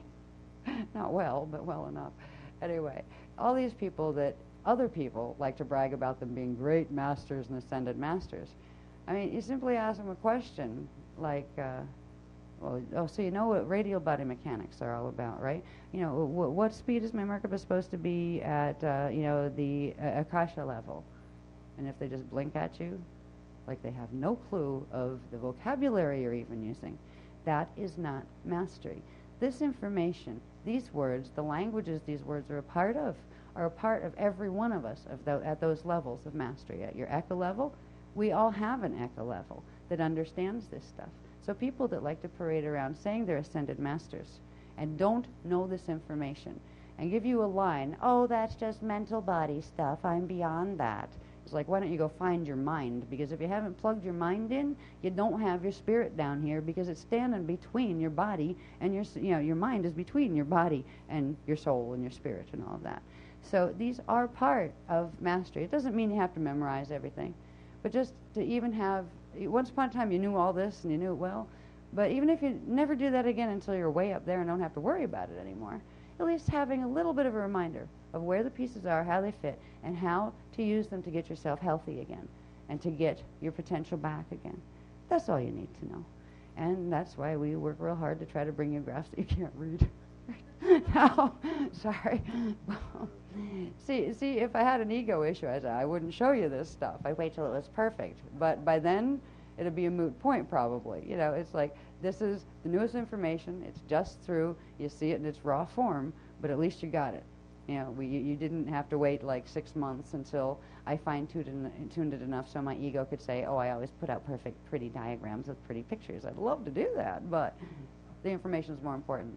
These funny-looking little things here, these upside-down pentagrams, these are one of the results of having the Nadrodon cells encoded with the C60 buckyball radiation matrix. They create a series of very unnatural pentagrams, upside down pentagrams, between lotus points and things. They lock up the entire lotus point system. Like this one has one point here at T3, one at T4, this one at T5, this one at T6. Remember, like T is for top, right? We have the transcendent ones. Yeah, transcendent. The top ones are the transcendent. Then you have the upper 6, and then you have the middle 6 and the lower 6 of the 24 lotus points, right? So these pentagonal bending of natural frequency are completely unnatural radiation matrices, or projection lines, that currents, the atomic etheric currents, are being forced to flow at because of what's programmed into the nadradon cells, and also the zendradon, I keep forgetting the end, I think zendradon cells. Okay, so both the nadradon and the zendradon are holding these patterns into configuration. You have one here, you have another one that runs over here, you have another one that runs between these guys, you have another one that runs between these guys, you have a big messy one that runs down here through the legs, and then you have this really big one that runs here. They're all connecting lotus points and nadradon cell points and chakras into a phase lock, and that phase lock has made it impossible to pull the ethos pillar up and down. It's because of that that the pillar got split into 3, with one part of it wedged. It literally got stuck on the inhale, where the ethos Cathara Center 1 was in the PCM Azare, and it got blasted at that point. And these were blasts. These were sonic blasts that created this type of distortion in the planetary grids. But it made it so it was like at half mast, or the ethos was coming up on the inhale, but it was at half mast. It's been a long day. And part of the pillar was literally phase locked and broken down beneath the feet, down here. And the other part of it was forced up into those, the 1.5 twisted Greenwich rod thing that would come through in here. And remember, each one of these, even the Greenwich rod and the pins and things, they manifest not only on the density level, Cathara grids, but also on the dimensional level ones. So you have sets of them, but the larger ones tend to be the control ones. What we've been doing are pulling the pins, that pin that runs from the heart center, chakra 4, all the way down to the knees. That was the control pin, or set of frequencies, reverse frequencies, that were holding all of this together. Those frequencies emerged from something we talked about quite a while ago when we were introducing the Metatronic stuff, where we talked about the 4 black hearts of Metatron implants. And the heart of Anubis, as it was called, was down here at 1.75. It was because of that this golden pin was enabled to be created by taking certain currents from the twisted rod and literally spiraling them up to form an anchoring pin that would anchor the big upside down pentagram here, and that would hold in, this one holds in the phase lock on all the other smaller ones. That's the pin from chakra 4 down to here, which is the D3 nadradon, right at the knees, right, that we dissolved today, because it would have been a mess if we had to blow through that implant. It would have, most physical bodies wouldn't have survived it. It would have created quite a mess as far as, I think rapid, he said rapid is a subtle word. You're talking about rapid planetary problems as far as geographical earth changes and things. If they were to just blow the black heart seal out of 1.75, it would have created massive destruction. Just that alone would have. But because the Thothians allowed us to access their grids, that's what the silly hats with the funny symbol were all about, because that's one of their particular shield codes, which is the right eye of Horus, that's on the hats that we used. We used it, but we encoded it to protect ourselves through our own, codes, and that allowed us to run the frequencies and the ruche, the full ruche stand pattern, directly into the Thothian grids that control all of this. they allowed us to release without any resistance the heart of Anubis. And because of that, we could turn the rod back around and bring the ethos pillar up. So we do have the Tothians to thank for finally their cooperation in this whole matter. It wouldn't have got this bad if they cooperated in the first place like they promised. But bad is a relative term. I prefer to look at the whole thing as being pretty good. We're still doing well. The Christos mission is still doing well. And it's getting closer to 2012. And the planet's still here. No large asteroids or planetoids have flown by and flattened us. No World War III has happened yet. This is all very good. It's going better than it could have been, but not as good as we wished it would. Anyway, these are some of the structures we're just starting to learn about with the etheric capsules, the sheaths, the etheric sheaths in between the levels of the pillars, the connection through all the lotus points, these things that we are beginning the process now of clearing. These will begin the clearing process. The bass tones will begin the clearing process as the Nadradon now clears. We cleared this Nadradon. This will begin triggering the other Nadradons to clear their buckyball imprint, which will mean that the lotus points, the bass tones of the lotus points on the density and dimensional levels will also clear their buckyball radiation imprint, which means they will not be receivers for what's blasting through the planetary grids from the Metatronic Broadcasting Station. See, this is a Gridmaster's workshop. In a Gridmaster's workshop, I can use the word Metatronic instead of tandem, because this is for people who are not just usually hosters that are coming in from over the other side and are going to get all upset with me if they hear me say Metatron is not, the second seat down from God or anything like that. So you'll hear me talk freely about Metatron and those kind of things in Gridmaster's workshops, where I will do my best to tone it down when it comes to general Cathara, when this information is presented in just the Cathara healing context. We've decided, the beloveds and us beloveds here, that the best way to approach these workshops would be this workshop, and the one coming up in England will be billed as a Gridmaster's package. And then this information will be stepped down to Cathara 4. I mean, Cathara, it's still going to, the things that are going to be introduced in England, they are Cathara 4. But they're going to be kind of like Cathara 4 No Holds Barred, where you're going to know about this, you're going to know about the planetary stuff and take it from there. Then there'll be a simpler version that will be synthesized down. We estimated that probably 2005, sometime early 2005, we would try to have Cathara 4 as a manual and all that thing done, because we watch how this, we're just getting K2-3 finished as a manual. We're getting that functional. And anybody that was in California, yes, you have pages coming. We just got them done, and we're sequencing them back home right before we had to leave for here. So anyway, this, I hope, helps to, despite all the scribbles everywhere, I hope it helps to explain some of what you've been doing with these exercises. The most important thing is that you've been bringing the pillar of power up, and that's the etheric atomic interface system, which means you're beginning to bring the power of the frequencies of the etheric blueprint and its straightened out levels of etheric blueprint that are found in the Eka base shield down in through the crystal body, down in through your lotus points, down in to the literal things, that the literal areas in the body where your atomic currents are manufactured. Atoms are sparks, really. They're made of sparks. They're made of quarks.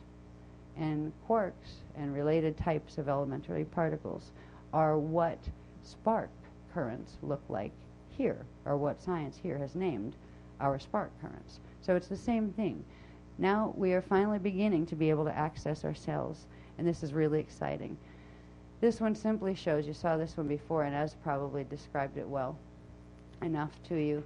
We're just showing you that when you take those inhale breaths, right, when you're bringing the D3 ethos pillar up, all right, that would be your first breath, your first 1/3 breath.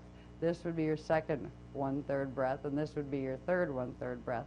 And from that point, I didn't mark this one yet. That's where the jump occurs, where the ethos Cathara grid and the PCM Cathara grid come into full alignment. That means the 24 lotus points here fully align with their 24 ethos lotus points, and the magnetic fields, the electrical magnetic fields, those Yanyon flows completely merge with each other. There's a whole series of things that happen. We didn't get into the 45-degree shifts of the whole radial body axis, and then there's another one where a 90-degree shift happens. We will learn more about these things as we go into understanding the other levels of the cells, where we go from the Nadradon into the Zedradon and then the Ketradon. There are levels of activation of the ethos and the eros. We'll begin working with the eros in England with the Zendradon activations, and we'll begin to see these will all lead up to what is eventually called starburst. And a starburst is a process that happens after numerous cycles of 212 cycle breaths that have to do with each of the Nadradon, the Nadradon, the Zendradon, the Ketradon, and the Ethradon cell levels. Once those are accomplished, there's something called a starburst, which is when the 360 comes in, when a full 360 pillar comes in. It comes in on the planetary level. We're actually going to be resetting the grids that can hold it. 2/3 of the grids will now hold it. It'll be a 360 flame coming in, but it'll be one pillar at a time. It'll blow the planet apart if the whole thing anchored at once. So there's a schedule that we just got, and I think I'll go into this a little bit.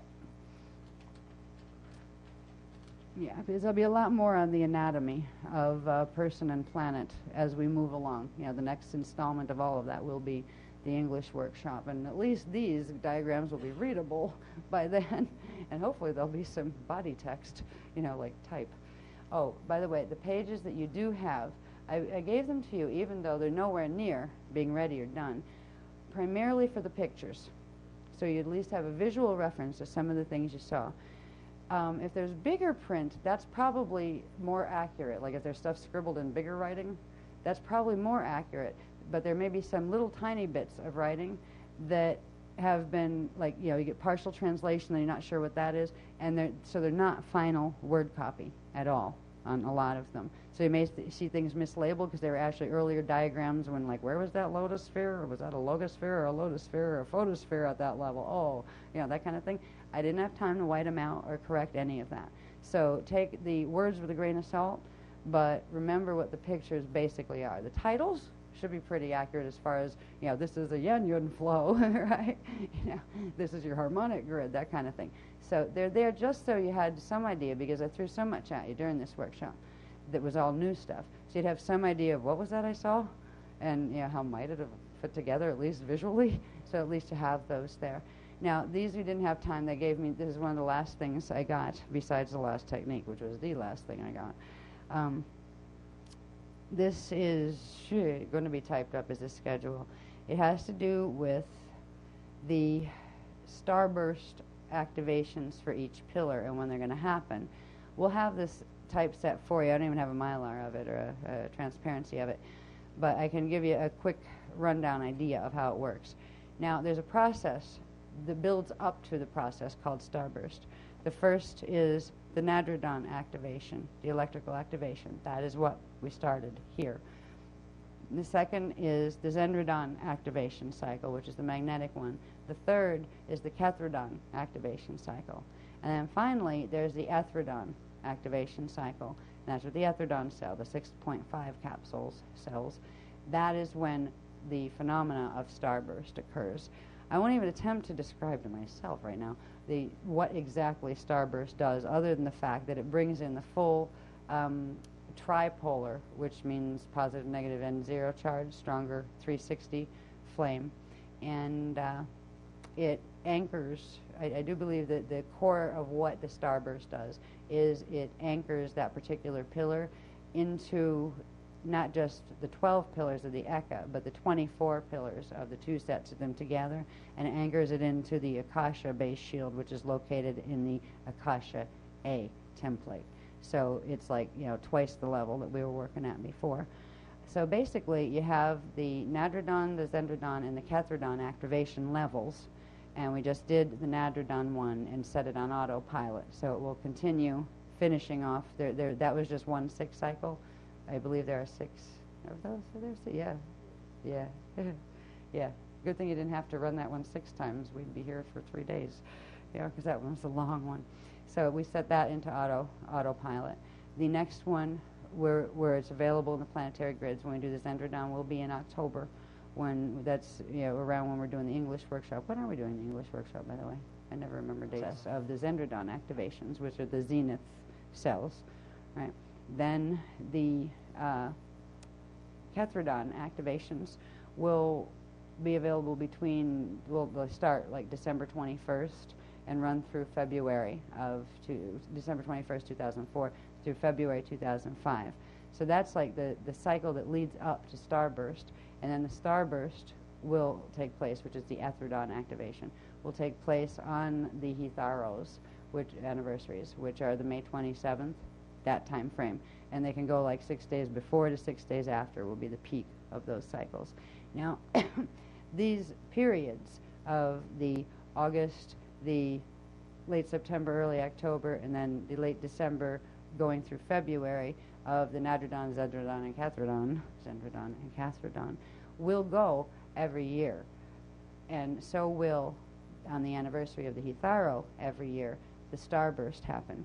Now, the starbursts will be, again, the 360 flame pillar basically anchors through the corresponding Ruche pillar. Now we're in the Ruche reset cycle, the Ruche reset cycle. And pillar 1, for instance, which activated it did its activation December 21st, 2003. That's when it came into activation.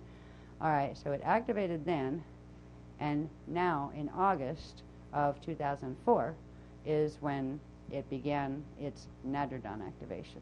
So the Ruche Pillar 1 will have its starburst on May 27th, 05. Now that, I believe, is when we're in Morocco. We're in Morocco, and this ties in with the Arc gates. I mean, the Trinity gates, the new base 3 gates that are being opened as well. So there's more than just the starburst activations. It's all connected to the specific areas we need to be, because it's connecting to what of the Trinity gates are being activated or opened at that time. So that's, like, we know with some of these workshops, we know England is going to deal with the Zendradon activation.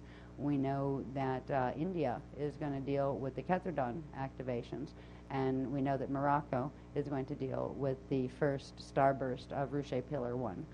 Now every year we've got a Ruche Pillar activating. Like December 2004, we have Ruche Pillar 2 doing its activation consummation cycle. That means August 2005, October 2005, and then December 2005 to February 2006, Pillar 2 will have its Nadradon, Zendradon, Kethradon cycle, and then its starburst will be May 2006. So this is how this chart runs, and it'll be easier for us to just type it up and make it available for you. But we do know we have to look forward to the Hitharo anniversary in 2005 will be the first starburst, planetary starburst on Pillar 1, Ruche Pillar 1. That will be the atomic pillar. The one that probably may get interesting is, if that one doesn't, is Ruche Pillar 2, because that deals with the D2 elemental field, the emotional body of the planet, which is the D2 light field that we see as manifest matter out here. So I would think that if there's going to be some visible effects of the starbursts, it might be during the Pillar 2 and Pillar 3 atmospheric activations. That will be Pillar 2 starburst May 2006 and Pillar 3 starburst May 2007. So these are periods to watch between now, atomic level, and 2007, where you're dealing with the D1 atomic, the D2 elemental, and the D3 atmospheric levels of the planetary body. The astral ones might get interesting too, which would be in 2008. So it's just to let you know that along with and as a part of the Ruche reset cycle, because we've had to go into the 360 activation because of what the UIR and the Budharas are doing, there's this added to it. There will be more frequencies running than originally intended. It doesn't change the original schedule or plan. It just adds more things that are happening during that time frame to it in synchronization with them. So there will be, you'll get a list of, once we get this together, we will have available hopefully by the end of the English workshop, we'll have all of the stuff together. We at least will have the list of the Trinity gates and the list of the starburst periods, and we'll know more about the precise stuff on starbursts, at least some more of it, in its relationship to the Zendradon cycle, and what's happening with the autopilot of the Nadradon cycle and that kind of thing. So it's a whole new level of work that's being introduced here, and it was exhausting to bring this through. I mean, it must be exhausting to sit there trying to absorb this. What is she talking about? It probably makes sense somewhere, right? That's what I was doing all day, going, oh my God, not another piece. Where does this go? You know, but I know it fits, and this work has been always so consistent with itself, where they'll come back 3 years later to something they introduced 3 years before, and then kind of just left it there, and then went on to other things and never came back. And they'll introduce it, and it's still cogent. It still picks up where that left off, because it is a paradigm unto itself. It is the natural mechanics, and there is a way that things actually are. It's like, well, truth isn't truth unless somebody believes it. That's not quite true. There is a way something is, and there is a truth, whether or not anybody believes that exists. There is a way. And it's like a lot of the fallen races like to argue, well, you can believe that, but we don't have to believe that. These are truths that exist whether or not we believe in them. These are the mechanics by which creation functions. Take it or leave it. If you don't like it, too bad. It's how you got here. But if you forgot, that's okay. That's allowed too within the mechanics of things. So anyway, when we go into another level of what appears to be slightly overwhelming at times, technical data, please know that they only give us the technicals that we need to understand how to use our systems enough in an intelligent way, where we can make intelligent choices, not just blindly follow and kiss up to some guru or claimed angel that they'll do it for us, where we can know intelligently as masters in ourselves what we need to do with ourselves to get to the Christic objectives that we'd like to. So there's lots more to come. Yeah, and we are finishing up the K2-3 series, so we can get on to the K4 series that's getting dumped on us right now very rapidly. As far as, anyway, those 3 graphs have too much in them to even attempt to dissect at this point. Plus, I was going to say, I think it's getting, oh dear, it's 5:30 already. All right, I don't know if anybody else has bits of packing left to do, but I know we do. Yeah, we better call it a day, or night, or morning, or whatever it is. I want to thank all of you for being with us. You have a question? Yeah.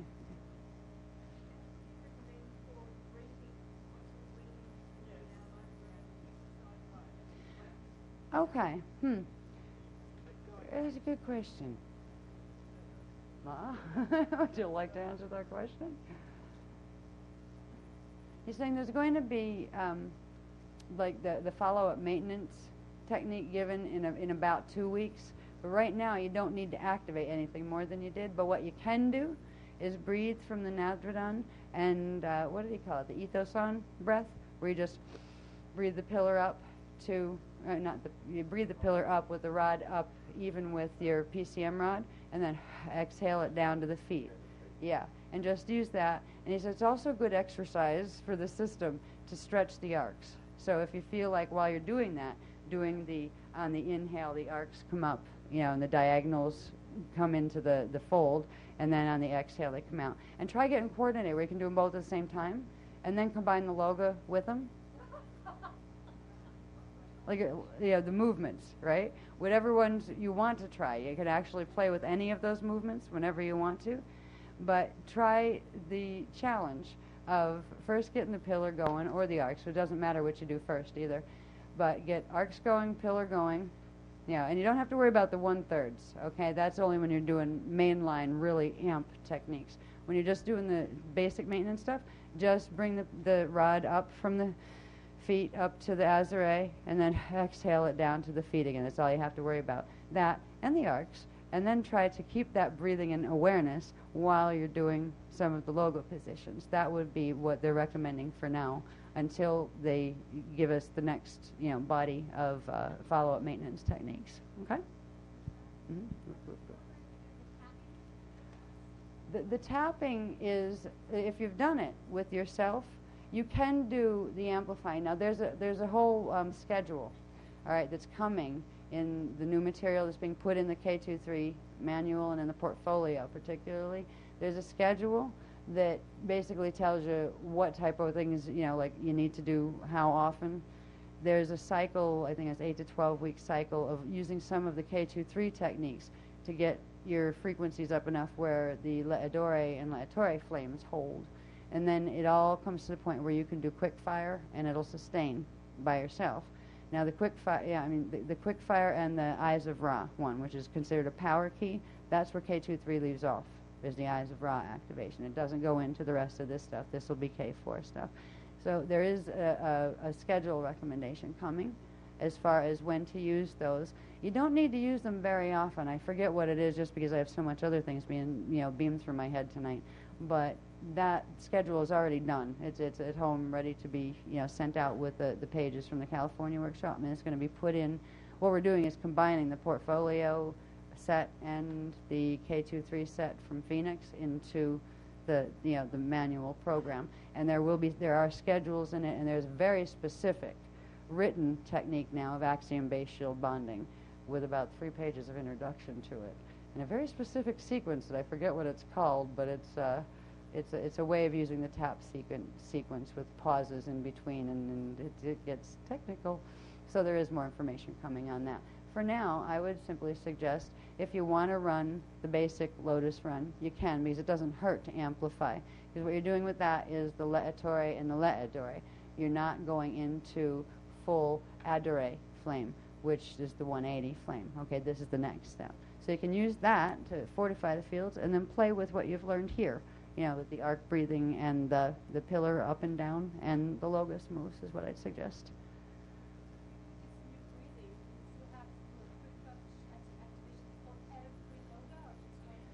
This gets into when we get the schedule out for K23. Once you complete, there's the activation cycle itself for the le'atore. Then there's the le'adore amplification cycle. After using the recommended techniques from the K23 manual for that period of time, then you can self-sustain just on the power key, and then you can take it from the power key into any of this. All right, but it's like, and it's not a forever cycle. It's like, I think it's 8 to 12 weeks. Is that the whole one? Yeah, I think so. But it is written. It's Quick touch for each 12 of the 12 logos. You did the quick fire and then you did one logos. And you did the quick fire and then you did another. Different exercise. How did you run them? There are two audiences, right? Oh. The first 2 to 4 weeks, people who are not coming off rhythm background. Right. So who are coming from guitar and Right, yeah, who haven't, in other words, had the dance floor programs. So the first 2 to 4 weeks, they will be encouraged to begin with a quick fire before each movement. Oh, okay. On one Yeah, he got that part. You On one finished that one. You answered that one. You got that You part. see that we really need to stop, okay? That material is prepared for 2 different audiences, right? This is the diehards mob, okay, that are working with the most advanced frequencies in the most advanced ways. The Logos presentation is designed to work with people who perhaps new to the work, who are perhaps less familiar working with frequency and so on. The middling point that they suggested I used was to have people work with the quick fire at the beginning of each movement for a period of 2 to 4 weeks. Thereafter, anybody, regardless of how new they were to the work or how long they'd been with the work, would not need to do it more than once at the beginning of a session. Now, if, as time unfolds, and it tends to do that quite quickly with us, you find that there is a technique that it feels more appropriate or perhaps introduces more powerful activation prior to the Logos, then of course you would use it. Anyway, we're going to have to say good morning, good night. We would like to say, yeah, welcome and bye-bye. All of that, all at once. I'd just like to restate thank you all for coming, especially you guys that had such a hard time getting here thanks to the wacky hurricane syndrome that was a byproduct of what the UIR are trying to do with linking all of the wormholes. It wasn't personal, so you don't have to get paranoid about it. It wasn't directed at you personally, but they do chuckle when destiny works out like that for them, where they can cause us some aggravation. I hope your trips home are much happier, more peaceful, and have no hurricanes involved in them, or earthquakes, or any other acts of what they usually say, God, or other. Right? So thanks for being here. Thank you so much on behalf of all of the beloveds and the planet for being a part of this. This is the first Ruche round that's been run, and it'll be the first of many. And it's just very exciting to be able to share all of this with you.